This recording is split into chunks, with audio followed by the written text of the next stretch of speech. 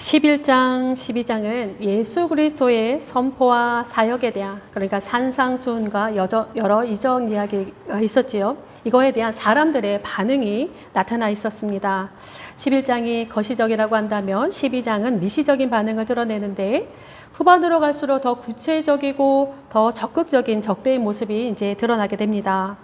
이와 같은 사항은 10장에서 제자 파송 설교에서 이미 충분히 말씀하신 바가 있기 때문에 사실 그리 낯설지는 않습니다. 11장은 크게 두 부분으로 나누어 볼 수 있습니다. 1절에서 19절까지 예수님이 누구인가 라고 하는 것이고, 또 20절에서 30절까지 오늘의 읽어드렸던 본문의 말씀은 복음에 대한 사람들의 냉담한 반응과 또한 새로운 초대가 있습니다. 전반부에서는 예수님이 이미 설교가 마쳐졌고 복음을 위하여 흩어지는 모습을 기록하면서 시작이 되는데, 세례 요한이라고 하는 이 등장이 갑작스럽게 등장을 하면서 이야기가 새로운 전환점을 맞게 됩니다. 옥에 갇힌 세례 요한이 제자들을 보내며 예수께 질문을 하고 예수께서는 답을 하십니다. 주고받는 대화를 통해서 예수 그리스도와 세례 요한의 정체성이 더 명확하게 밝혀지고 이 둘을 거부하는 비유의 이야기로 일단락됩니다. 후반부는 복음에 대한 사람들의 반응과 이에 대한 예수 그리스도의 분노가 드러나고 하나님 나라에 대한 초청으로 마무리되고 있습니다. 전반부와 후반부의 말머리는 비슷합니다. 전반부는 요한이 옥에서 그리스도께서 하신 일을 듣고 라고 하면서 시작을 하고 있고, 후반부 그러니까 20절부터는 예수께서 권능을 많이 행하신 고을들이 라고 하면서 이제 시작을 합니다. 그러니까 전반부 후반부 모두가 예수께서 하신 일들이 화두가 되고 있습니다. 오늘 본문에서는 그가 무엇을 하셨는가 라고 하는 것이 그가 누구인지를 드러내는 것이 것에 매우 중요한 표지가 되고 있음을 나타내고 있습니다. 예수께서 광야의 시험을 끝내고 처음 들은 소식이 요한이 잡혔다는 소식입니다. 이 소식은 예수께서 가시는 여정에 영향을 주게 되는데, 4장에 보면 요한이 잡히심을 듣고 예수께서 갈릴리로 물러가셨다 했습니다. 요한이 옥에 갇힌 이유와 이로 인한 여파가 무엇인지 분명하게 언급하고 있지는 않습니다. 그러나 요한의 사역과 예수 그리스도의 사역의 상관성이 쉽게 감지될 수 있습니다. 그 후로 얼마간의 시간이 흘렀는지는 모릅니다. 옥에서 요한은 자신의 제자들을 통해서 예수의 사역을 계속 듣고 있었습니다. 그런데 그에 대한 최종 확신은 분명하지 않았던 것 같습니다. 그가 질문합니다. 오실 그이가 당신이오니까 우리가 다른 일을 기다리오리이까. 사실 이 질문은 세례 요한이 했다는 것에서 조금 당황스러움이 있습니다. 왜냐하면 세례 요한은 누구보다도 오실 그에 대해서 강력하게 선포했던 사람이며 간절히 기다렸던 사람이 바로 세례 요한이기 때문입니다. 요단강에서 자기에게 세례를 받으러 오시는 예수 그리스도를 보았을 때 세례 요한은 이미 그가 누구인지를 알아보았습니다. 그런데 그가 다시 예수의 정체성을 따져 묻습니다. 예수님의 답변은 늘 그렇듯이 예, 아니오가 없습니다. 우리는 늘 딱 떨어지는 그런 답을 기대하는데, 예수님은 언제나 새로운 질문으로 우리의 굳은 마음과 틀에 박힌 생각을 흔들어 놓습니다. 예수님은 당신께서 하신 일을 보고 판단하라 답변합니다. 너희가 가서 듣고 보는 것을 요한에게 알리되. 듣고는 5장에서 7장까지의 산상수훈의 말씀을, 그리고 보고는 8장에서 9장까지의 이적 이야기를 가리키는 것 같습니다. 예수가 누구인가 하는 정체성이 5장에서 9장까지 모두 담겨 있다 해도 과언이 아닐 것입니다. 특히 오늘의 본문 5절에서는 이를 전체로 요약하고 있는데, 또 이 말씀은 이사야의 말씀을 떠올리게 합니다. 5절의 말씀과 이사야의 말씀을 제가 나란히 한번 읽어드리겠습니다. 5절입니다. 맹인이 보며 못 걷는 사람이 걸으며 나병 환자가 깨끗함을 받으며 못 듣는 자가 들으며 죽은 자가 살아나며 가난한 자에게 복음이 전파된다 하라. 이사야 29장에 나오는 말씀을 읽어드립니다. 그 날에 못 듣는 사람이 책의 말을 들을 것이며 어둡고 깜깜한 데에서 맹인이 눈을 볼 것이며 겸손한 자에게 여호와로 말미암아 기쁨이 더하겠고 사람 중 가난한 자가 이스라엘의 거룩하신 이로 말미암아 즐거워하리니. 이사야 35장의 말씀입니다. 겁내는 자들에게 이르기를 굳세어라 두려워하지 말라. 보라, 하나님이 너희에게 오사 보복하시며 갚아주실 것이라. 하나님이 오사 너희를 구하시리라 하라. 그때에 맹인의 눈이 밝을 것이며 못 듣는 사람의 귀가 열릴 것이며 그때에 저는 자가 사슴같이 뛸 것이며 말 못하는 자의 혀가 노래하리니. 이사야의 묵시록이라고 일컬어지는 35장과 29장의 구절들은 메시아의 시대에 대해서 언급하고 있는 그러한 장입니다. 마태는 예수 그리스도의 사역이 이 메시아의 시대에 일어날 이 약속들의 성취임을 강조하면서 지금 메시아의 시대가 도래하였음을 확인하고 있습니다. 더불어서 예수께서는 말라기의 말씀을 인용하시며 그 메시아의 시대가 도래하기 전에 오리라 한 엘리야가 바로 세례 요한이라 증언하고 있습니다. 그런데 세례 요한조차 예수님이 진정한 메시아인가 라고 하는 데에서 고민했던 것 같습니다. 그러면 다른 사람들은 불을 보듯 뻔한 일입니다. 이것을 예수께서 또 비유로 설명을 하십니다. 이 세대를 무엇으로 비유할까? 아이들이 장터에 앉아 제 동물을 불러 이르되 우리가 너희를 향하여 피리를 불어도 너희가 춤추지 않고 우리가 슬피 울어도 너희가 가슴을 치지 아니하였다 함과 같도다. 조금 낯선 비유이긴 한데요. 사실 이 비유는 아이들의 놀이입니다. 당시에 장례식 놀이와 결혼식 놀이를 지금 지칭하고 있습니다. 이게 당시에 흔하게 아이들이 했던 놀이라고 합니다. 그러니까 장례식 놀이에서 애곡하는 소리가 들리면 여자아이들은 가슴을 쳤고 결혼식 놀이에서 피리를 불면 남자아이들이 춤을 췄다라고 합니다.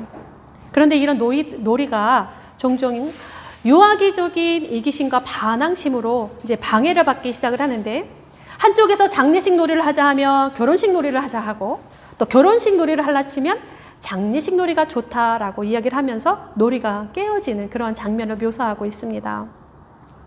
세례 요한이 먹지도 않고 마시지도 않으며 장례식 놀이 애곡을 하니까 가슴을 치기는커녕 귀신 들렸다 하고 예수님이 피리를 불면서 먹고 마시니 춤을 추기는 고사하고 도리어 먹기를 탐하고 포도주를 즐기는 자라 하면서 놀이를 회방한다라고 지금 비유하고 있으십니다. 이에 대해서 예수께서 이제 크게 책망하시면서 노하시는데 오늘 읽어드린 본문입니다. 근데 아이러니한 것은 예수께서 노하시듯 책망하는 그 지역들이 모두 예수 그리스도의 첫 사역지입니다.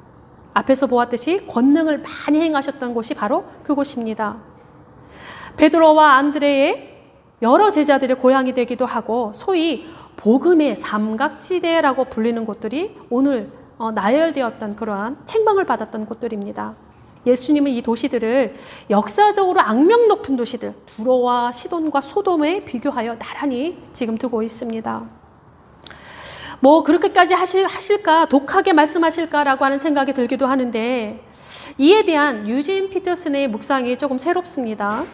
그의 말을 풀어보자면 이렇습니다. 적어도 우리의 눈에 우리의 수준에 그들의 죄는 신문에도 나지 않을 듯한 그런 눈에 띄지 않는 악이다라고 이야기합니다. 헤롯 왕이 저지른 것보다 로마가 자행한 끔찍한 일들보다 이들의 삶은 매우 평범하고 착했다라고 표현합니다. 맞지요? 그런데 이들이 결정적으로 저지른 악이 무엇이냐? 유진 피터슨의 말에 의하면 하나님을 하나님으로 알아보지 않는 무시한 그런 죄다라고 이야기합니다. 이것을 적극적인 무관심이다라고 표현합니다. 고의로 무시했다라는 것입니다. 알면서도 거부한다라는 것입니다. 판에 박힌 듯한 그 간섭에 길들여져서 익숙함에 함몰되어져서 평상성을 유지하기 위해서 예수님을 잘 이해해야 할 것 같은 사람들이 가장 깊은 오해를 낳는 그러한 역설의 순간을 표현하고 있습니다. 예수님은 이와 같은 적극적인 무관심을 치명적인 악으로 분류하는 것 같습니다. 복음의 삼각지대인 교회가 웅장하고 화려한 수많은 사역들이 행해지는 교회가 도리어 복음에 어둡고 무관심한 곳이 될 수 있다라는 경고일 수도 있습니다. 예수님이 하신 것을 곁에서 듣고 보고 했던 사람들이라 할지라도 예수님을 따른다라고 하는 것, 예수님을 주님으로 수용한다라고 하는 것은 또 다른 일일 수도 있다라는 사실입니다. 우리가 지금 무엇을 따르는가 깊이 성찰해 볼 필요가 있습니다. 그래서일까요? 예수님은 새로운 초대를 하십니다. 그런데 그 초대가 조금 이상한 초대입니다. 좋은 것 같은데 들어보면 꼭 그런 것 같지도 않습니다.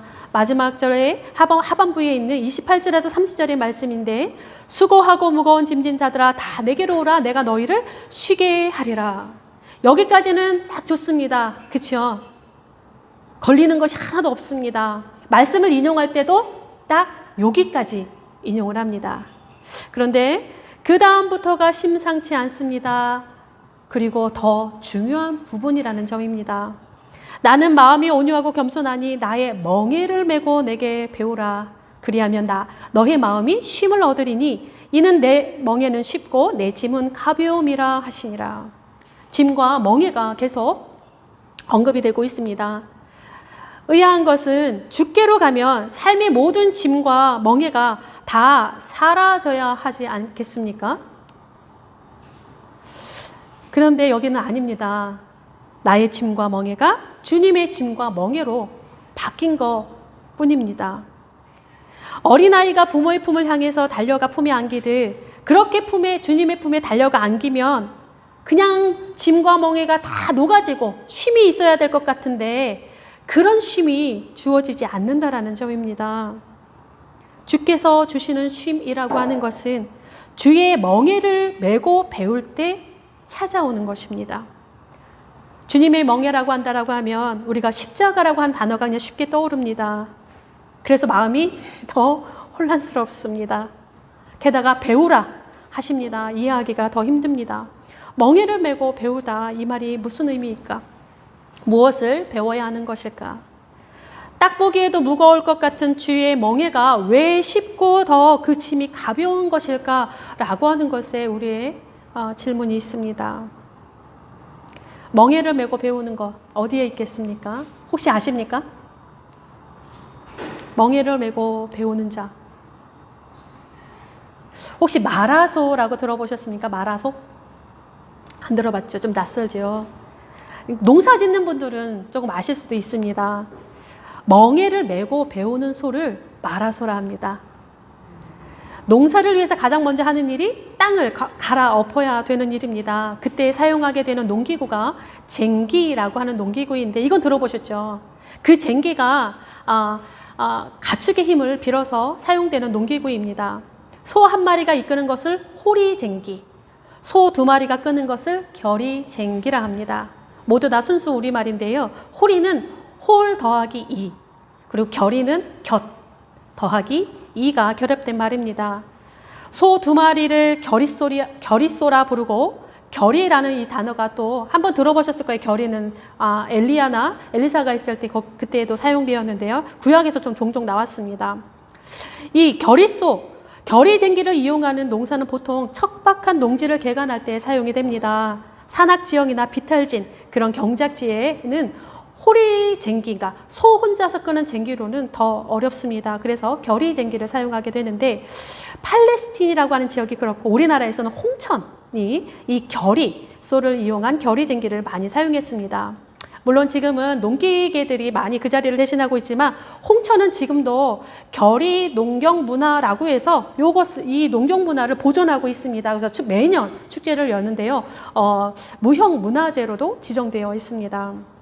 아무튼 두 마리의 소에 기다란 겨리쟁기를 하나 메우면, 그러니까 기다란 이 멍에에 두 마리 소가 이렇게 나란히 있는 거예요. 그거는 한번 보셨죠? 사진이나 이런 데 보셨을 겁니다. 이게 이제 겨리쟁기고 겨리소라고 합니다. 이 두 마리의 소에 이 겨리쟁기를 이렇게 둘이 다 얹어 놓으면 두 마리의 소는 그 멍에로 인해서 저절로 나란히 걸을 수밖에 없습니다. 그러니까 뒤에서 볼 때에 이 왼쪽에 있는 소를 안소라 그러고 오른쪽에 있는 것을 마라소라 합니다. 그러니까 마라소에 안소, 마라소. 이 두 마리의 소 중에 이 마라소가 배우는 소입니다. 이 겨리소 한 쌍은 아무 소나 그냥 두 마리를 딱 결합된 것이 아닙니다. 이 왼쪽에 있는 안소를 좀 더 크고 잘 길들여지고 일 잘하는 소를 여기 안소에 위치를 하고, 이제 경험이 없거나 조금 힘이 시원찮거나 뭔가를 해도 잘 안 되는 소를 여기 마라소에다가 이렇게 놓습니다. 이렇게 해서 한 쌍에 쟁기를 끌게 하는데, 안소가 쟁기를 주도해 나가면 마라소는 안소를 따라서 그 걸음에 따라가기만 하도록 되어 있습니다. 그러니까 안소만 제대로 가면 마라소는 저절로 따라갑니다. 그래서 일 잘하는 이 안소가, 이 미더운 안소가 회초리도 더 맞습니다. 잘 가라고. 그래서 이 겨리소를 모는 농부의 회초리는 항상 이 왼손에 쥐어지게 됩니다. 자, 이와 같은 그림을 생각하면 다시 말씀으로 돌아오겠습니다. 다 내게로 오라. 나의 멍에를 메고 내게 배우라. 이 이상한 초대는 초대하는 자에게 더 이상한 초대가 되는데, 초대하는 자가 초대받는 자의 짐을 대신 지고 채찍도 홀로 맞는 그런 구조입니다. 초대하는 자가 안소가 되고 초대받는 자가 마라소에 위치하게 됩니다. 그러니까 마라소가 하는 일이라고 하는 것은 그저 안소가 가는 대로 따라가기만 하면 되는데, 우리 역시 하나님 나라라고 하는 이 멍에를 예수 그리스도와 함께 지면서 그가 가시는 걸음을 따라 나란히 우리의 걸음으로 따라가기만 하면 된다라고 하는 말씀을 드릴 수 있습니다. 그래서 예수님이 이렇게 말씀합니다. 내 멍에는 쉽고 가벼움이라. 흥미로운 것은 쉽다라고 하는 단어입니다. 세상에 쉬운 멍에가 어디 있습니까? 쉽지 않아서 멍에라 하고 짐이라 합니다. 그런데 지금 예수님은 쉽다라고 이야기를 합니다. 그래서 쉽다라고 하는 헬라어를 찾아보았습니다. 그랬더니 어떤 뜻을 가지고 있냐면 유용한, 좋은, 선한 이런 의미를 가지고 있습니다. 그러니까 직역하면 여기서 예수님과 함께 매는 멍에는 이용할 만한 좋은, 선한 멍에라고 말씀드릴 수 있습니다. 또 이 멍에는 앞에서 보여주셨던 예수님의 산상수훈의 이야기, 이정 이야기를 모두 담고 있습니다. 더 마음에 더 와닿는 것은 이 쉽다라고 하는 헬러 단어의 발음입니다. 뭐냐면요, 크레스토스라고 읽어요. 들어본 것 같지 않습니까? 크레스토스. 이 비싼 발음이 있습니다. 크리스토스. 한글 성경에서 우리는 그리스도라고 하는데 헬라어로 읽으면 크리스토입니다. 예수 그리스도를 예수 크리스토 이렇게 됩니다. 그러니까 크리스토스와 크리스토스. 초대 기독교에서는 신기하게도 이 크리스토스와 크리스토스를 두 가지를 혼용해서 예수님을 지칭했다라고 합니다.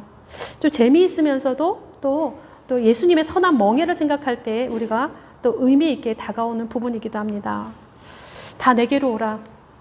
나의 멍에를 메고 내게 배우라. 그러할 때에 하나님 나라의 쉼이 쥐어진다라고 하는 것입니다. 거짓된 쉼, 거짓된 평화가 아니라 참된 쉼, 하나님의 쉼, 샬롬을 경험할 수 있다라고 하는 새로운 초청입니다. 안소가 구애하듯이 우리에게 말씀하십니다. 마라소가 되어주라. 이 이상한 구애자는 산상수훈으로 하나님의 나라를 말씀하신 분이요, 병든 육체를 치유하신 분이요, 귀신을 쫓아내신 분이며 죄 사함을 선포하신 분입니다. 오늘도 안소가 되어주시는 주님께서 우리를 초대하십니다. 수고롭고 무거운 우리의 짐을 내려놓고 나와 함께 선한 멍에를 매자 하십니다. 내가 끌고 갈 테니 너의 걸음으로 따라오라 하십니다. 내가 안소가 될 테니 너는 마라소가 되어 함께 가자 말씀하십니다. 이 새로운 초청이 우리 한 주간을 이끌어 갔으면 좋겠습니다. 기도하겠습니다. 오늘의 기도는 정호숙님의 내 등의 짐이라는 시를 기도의 언어로 바꿔보았습니다. 주님, 주와 함께 멍에를 매지 않았다면 우리는 세상을 바로 살지 못했을 것입니다. 주님, 주와 함께 멍에를 매지 않았다면 우리는 사랑을 몰랐을 것입니다. 주님, 주와 함께 멍에를 매지 않았다면 우리는 더 천박하고 더 미숙했을 것입니다. 주님, 주와 함께 멍에를 매지 않았다면 우리는 세상의 물결에 더 빠르게 휩쓸렸을 것입니다. 주님과 함께 멍에를 매지 않았다면 우리는 높은 언덕을 오르지도 못하고 헛바퀴만 시끄럽게 윙윙거렸을 것입니다. 주님 감사합니다.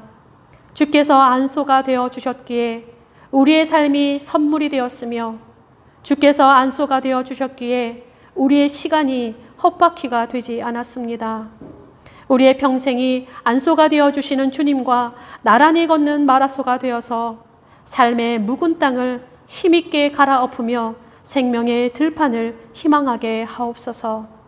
선한 멍에로 다가오시는 예수 그리스도의 이름으로 기도드립니다. 아멘.